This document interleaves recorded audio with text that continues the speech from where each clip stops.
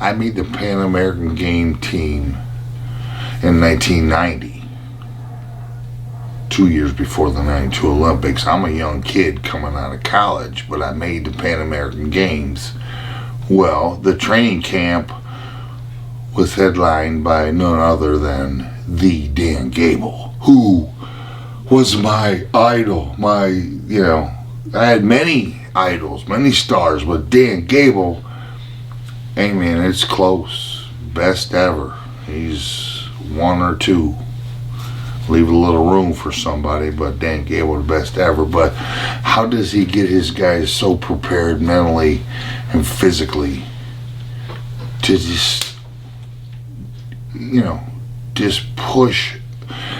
His guys pushed people into fatigue and they took over. He was able to get that out of them.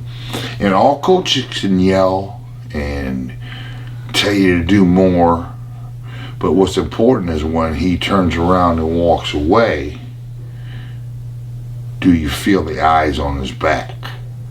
And in the Pan American Games, my first practice, we're in Florida, 105 degrees, and we got to run about a mile down to the park. Dan Gable's leading the charge. And I learned this from Dan Gable. Don't ever let your guy know. Well, sometimes, but don't let the guy, because I motivated people. I learned from Gable, and I took it, and the one thing, he never told us how many. He just said go. Gable said go, and you didn't know how many times you're going to do this loop. You didn't know how many times when you're dead, tired, how many times you're going to have to carry your partner on your shoulders up this hill at the end of practice. Didn't know. And I was too young, and I had too much pride to scream out how many more. But thank God I had my teammate Chris Campbell on the team, 36-year-old guy. He was the oldest guy on the team. Finally, he looked over at Gable and said, how many more?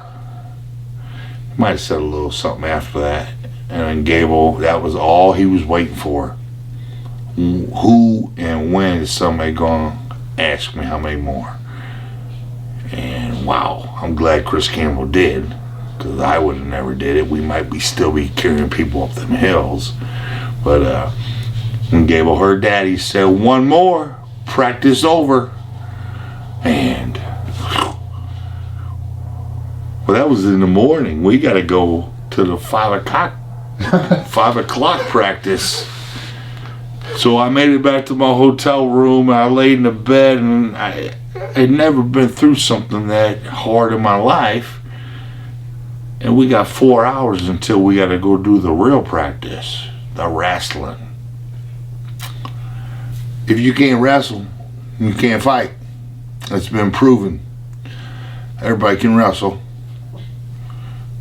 That's why there's not so many takedowns, and that's why ground and pound is become very selective, because it's so hard to take somebody down because everybody can wrestle. So now it's a stand-up game, big time. The only reason it's a stand-up game is because people know how to wrestle. If you don't know how to wrestle, it'll become a ground game very quick. But when both guys know how to wrestle, well, stand up.